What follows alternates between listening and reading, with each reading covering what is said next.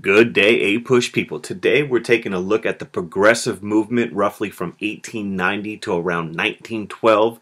This video is going to help you out. With pretty much any APUSH textbook, that's how the video lines up to some of the popular ones. Let's get started. The progressive movement, why does it take place? Big, important concept to understand: industrialization, urbanization, and immigration created significant changes, a lot of them good, but also some challenges for the United States. And the progressive movement was an effort to use government power to regulate and improve society. So this is a whole movement trying to improve society. It is a rejection of the laissez-faire ideology of much of the Gilded Age. This idea that the government should not get involved is rejected by many progressive reformers. It's important to keep in mind it's not a radical movement. They're not looking to overturn or overthrow capitalism. They're rejecting radical ideas like socialism and anarchism. They want to save and improve capitalism. They want to make it more of a just society. Who are the progressives? This is a complicated question because many of the progressive era reformers were middle class men and women, but there's a real diverse group of people. The progressive movement was not a coherent, organized movement, everyone working together for common goals. So for instance, you have Protestant church leaders demanding temperance or getting people to stop drinking. You have politicians regulating monopolies and trusts. They're part of the progressive movement. Union leaders addressing the rights of workers. Women demanding the right to vote. African Americans demanding greater equality. All of these are going on during the progressive movement. And it's really important you understand it's a diverse group of reformers. And then finally, it's important when you're studying for APUSH that you compare this to other reform periods back under the age of Jackson, Andrew Jackson, the populist reforms of the farmers, and then later in the 1930s, the New Deal. So how do you promote reform? And that's where the muckrakers come into play. Muckrakers attempted to expose problems in American society. And they're very often journalists. They're writing very sensationalistic stories. They want to stir up public demand for action. They want to bring the problem to the attention of the middle classes. They actually get the name from Theodore Roosevelt. He did not mean it as a compliment. And there's a whole bunch of examples you're going to come across when you're reading about this time period. Ida Tarbell wrote a history of Standard Oil Company, published in McClure's magazine, a popular magazine at the time, in which she exposed the kind of business practices utilized by these captains of industry such as John D. Rockefeller. Jacob Riis is oftentimes considered one of the first muckrakers with his How the Other Half Lives, in which he exposed the horrors of life in the slums of New York in 1890. Lincoln Steffens wrote a book called The Shame of the Cities in 1904, which exposed the corruption in city politics with the political machines. And of course, the one a lot of people know about, Upton Sinclair, The Jungle. More on him a little later. Another key thing about the progressive movement is the importance of women in the movement. Women played an important role in the progressive movement, and this really gave them an opportunity to break down the idea of the separate spheres, which was this idea that a woman's place was in the home. You know, if you remember after the American Revolution, this idea of Republican motherhood, raising young boys mainly to be good citizens. Women did not have the right to vote, and yet during the movement, the progressive movement, they're playing an active role in causes such as child labor. The National Child Labor Committee fought for laws banning child labor, and by 1907, about 2/3 of all states will have child labor laws put into place. You have the National Consumers League, which was headed by Florence Kelley. Kelley, remember, was very active in the settlement house movement with Jane Addams, and the National Consumers League advocated for the rights of women in the workplace, laws against child labor, and all sorts of other causes. A court case you should be aware of is Mother versus Oregon in 1908. The court ruled that laws protecting women workers that restricted women to 10-hour workdays were constitutional, and the court rules that women deserve and needed special protections as women in the workplace. An event that really kind of stimulates a lot of activism amongst women and workers is the Triangle Shirtwaist Fire in 1911. A 10-story building in New York. A fire breaks out leading to the death of 146 workers, most of them being women and immigrants. And this really sparks reforms and calls for increased safety standards. And another reform that we're going to take a look at in just a moment is women in the temperance movement. Important idea to keep in mind, though, is women are playing various roles in the progressive movement, and one of those, which we're going to cover in our next video, is the role of the women's suffrage movement. Urban reform was a huge part of the progressive movement. If you recall, throughout the Gilded Age, people have been moving to the cities, and this creates all sorts of problems. Amongst those problems are urban poverty and the rise of tenements and slums. You have political corruptions and political machines and widespread alcoholism and all sorts of other issues in the cities. And we've already seen what Jane Addams and Florence Kelley and others were doing in places like Chicago with the settlement house movement, trying to help people, like you see in the image, get out of urban poverty. But you also see a desire during the progressive movement to take away power from political bosses by placing municipal services under public control. Sanitation was a huge problem in the cities, and one of the ways they felt they would be able to do this was by municipal government reform, such as voters electing the heads of city departments such as fire, police, and sanitation, so that things would be more efficient and less corrupt. Progressive reformers also focus on state reform. You get many progressive governors fighting against corporate control of state politics. In California, you have a governor, Hiram Johnson, who took on the very powerful Southern Pacific Railroad. The big guy, though, is this handsome fellow, Governor Robert La Follette of Wisconsin. And he's going to pioneer many reforms in the state of Wisconsin. And really kind of the reform movements in Wisconsin become known as the Wisconsin idea. And you could see him fighting Bob, showing what he's going to do to these big bad businesses. He's going to regulate the public utilities.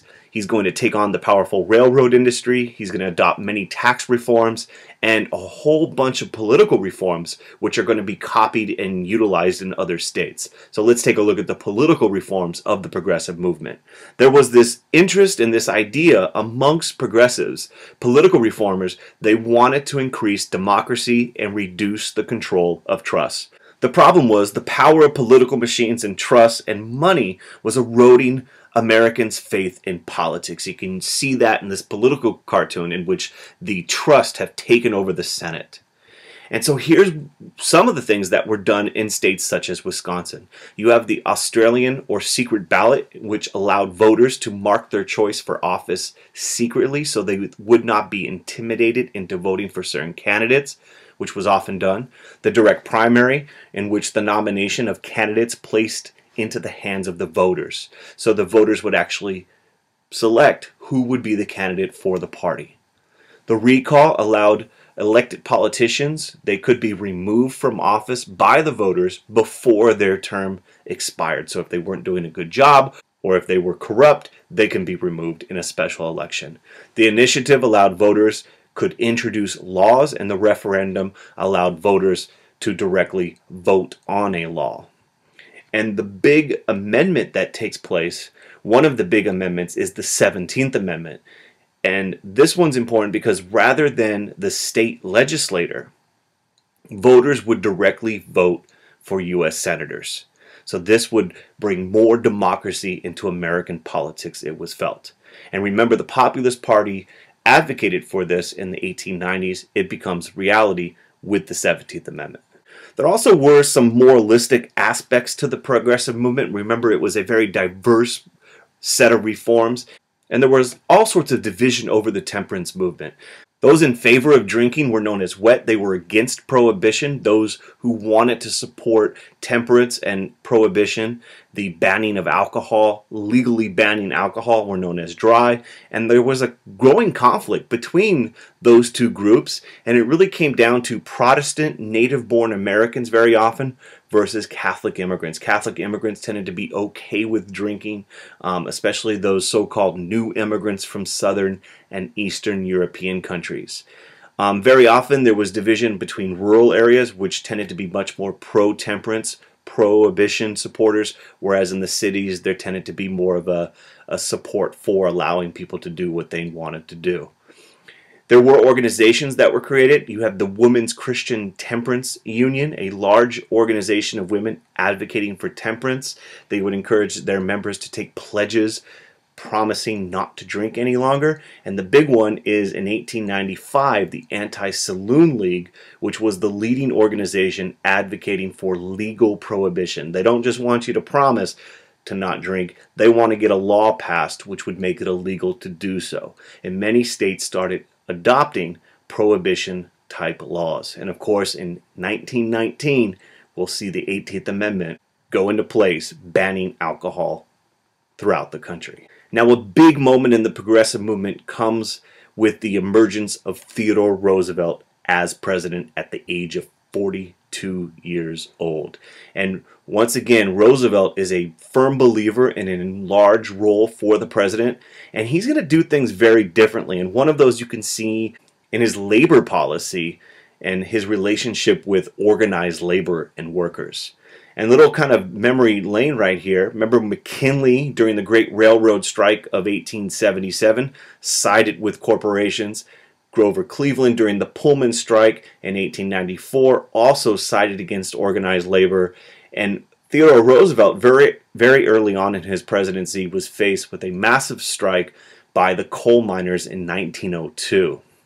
And he actually tries to mediate the labor dispute between management and the workers, and owners won't compromise, so Theodore Roosevelt threatens to take over the mines with federal troops. And this is a very big difference than previous presidents, especially during the Gilded Age, where very often the federal government was using troops against the workers. Now, Roosevelt himself was not necessarily Mr. Pro-labor union. He believed in something which he referred to as the square deal. And this was his progressive era reform program. And there's three parts to it, the three C's. Corporations, there should be control of corporations. Consumers, there should be consumer protection. And conservation of the environment and the Earth's natural resources. So this is part of his square deal program. For the APUSH exam, it's really important you know about Roosevelt's program, his progressive era policies, and let's take a look at them.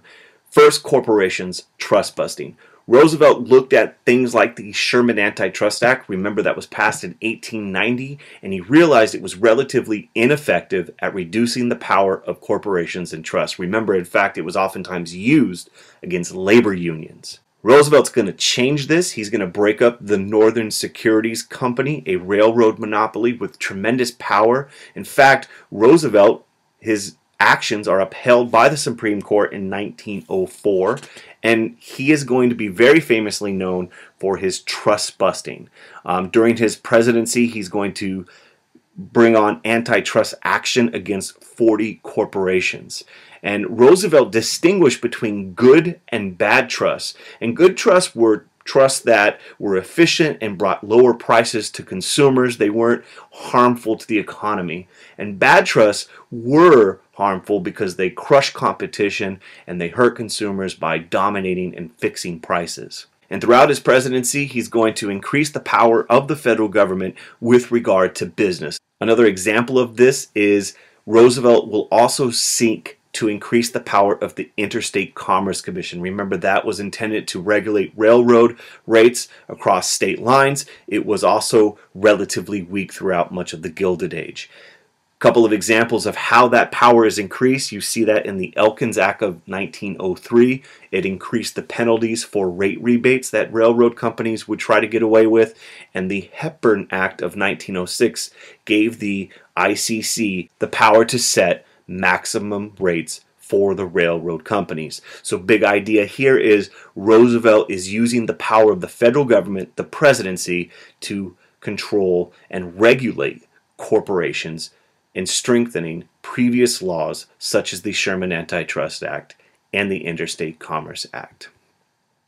The other C, the second one, is consumer protections. Remember, at this time it's a laissez-faire attitude with the economy, and there are relatively few protections for consumers. It was very common for food to be bad and people to get ill or die from it, and medicine and other items to be mislabeled. Upton Sinclair's book, The Jungle, was intended Upton Sinclair was a muckraker, and his intention was to increase support for socialism and workers' rights by writing this book about the life for a worker in the Chicago stockyards. What ends up happening, though, is the public focuses on the unsanitary nature of the meat industry that Sinclair writes about, and there's a huge outcry with regard to the conditions of the meat in this factory that Sinclair writes about. There's a lot of public pressure for Theodore Roosevelt to act, and as a result of Sinclair's muckraking activity, the Meat Inspection Act of 1906 is passed, which basically says the federal government would regulate and inspect the meat industry. And you see the federal government employee checking that good old tasty carne asada out. Another significant law for consumer protection is the Pure Food and Drug Act, passed the same year, and this creates the FDA, the Food and Drug Administration, and the FDA protected the public against the manufacture, sale, and transportation of mislabeled food and drugs. So people, the public, would have a right to know what's in the food and the drugs that they're purchasing. So next time you eat your hot Cheetos, you know exactly how you're killing yourself. The third C is conservation, and this is Roosevelt's big win domestically. It's important to keep in mind the issue of conservation did not register as a national issue. People weren't talking about the environment as a big pressing problem. And there were some groups such as the Sierra Club, which was, founded in 1892. John Muir was a significant part of that movement advocating for the environment. But Roosevelt, and working together, there he is with John Muir, is going to use the power of the government to protect the environment.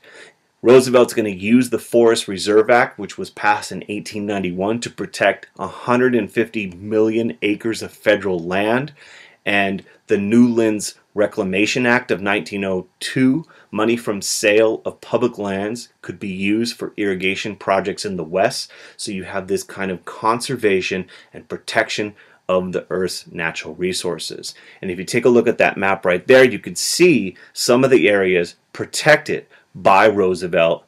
One important thing to keep in mind is the contrast, those two words, conservation versus preservation. Conservation is the planned, regulated use of the environment, whereas preservationists, which is what John Muir was leaving nature alone just to be preserved in its natural state. And there was a big battle over the Hetchy project near San Francisco, in which preservationists lost, and the Hetchy project, the dam, was built, altering the physical environment of that region.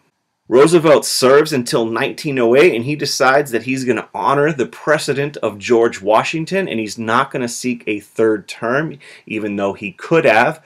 And he hands over kind of the Republican Party leadership to the big guy, over 300 pounds. There's his bathtub, William Howard Taft.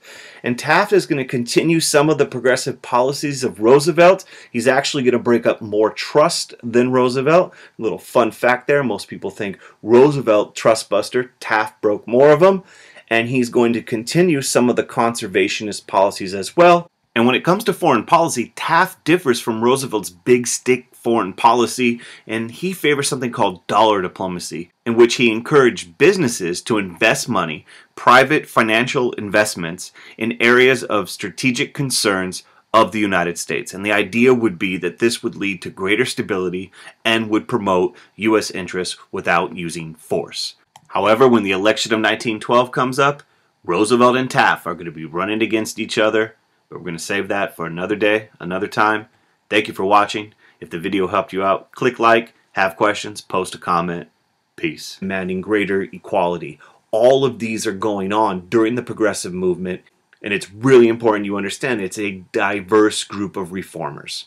And then finally, it's important when you're studying for APUSH that you compare this to other reform periods back under the age of Jackson, Andrew Jackson, the populist reforms of the farmers, and then later in the 1930s, the New Deal. So how do you promote reform? And that's where the muckrakers come into play. Muckrakers attempted to expose problems in American society. And they're very often journalists. They're writing very sensationalistic stories. They want to stir up public demand for action. They want to bring the problem to the attention of the middle classes. They actually get the name from Theodore Roosevelt. He did not mean it as a compliment, and there's a whole bunch of examples you're going to come across when you're reading about this time period. Ida Tarbell wrote a history of Standard Oil Company, published in McClure's Magazine, a popular magazine at the time, in which she exposed the kind of business practices utilized by these captains of industry such as John D. Rockefeller. Jacob Riis is oftentimes considered one of the first muckrakers with his How the Other Half Lives, in which he exposed the horrors of life in the slums of New York in 1890. More of a just society. Who are the progressives? This is a complicated question because many of the progressive era reformers were middle class men and women, but there's a real diverse group of people. The progressive movement was not a coherent, organized movement, everyone working together for common goals. So for instance, you have Protestant church leaders demanding temperance or getting people to stop drinking. You have politicians regulating monopolies and trusts. They're part of the progressive movement. Union leaders addressing the rights of workers. Women demanding the right to vote. African Americans challenges for the United States. And the progressive movement was an effort to use government power to regulate and improve society. So this is a whole movement trying to improve society. It is a rejection of the laissez-faire ideology of much of the Gilded Age. This idea that the government should not get involved is rejected by many progressive reformers. It's important to keep in mind it's not a radical movement. They're not looking to overturn or overthrow capitalism. They're rejecting radical ideas like socialism and anarchism. They want to save and improve capitalism. They want to make it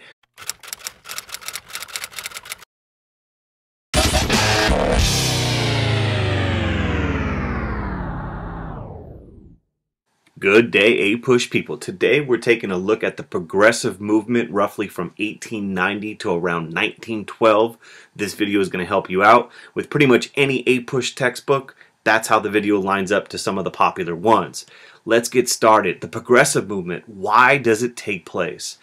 Big, important concept to understand: industrialization, urbanization, and immigration created significant changes, a lot of them good, but also some challenges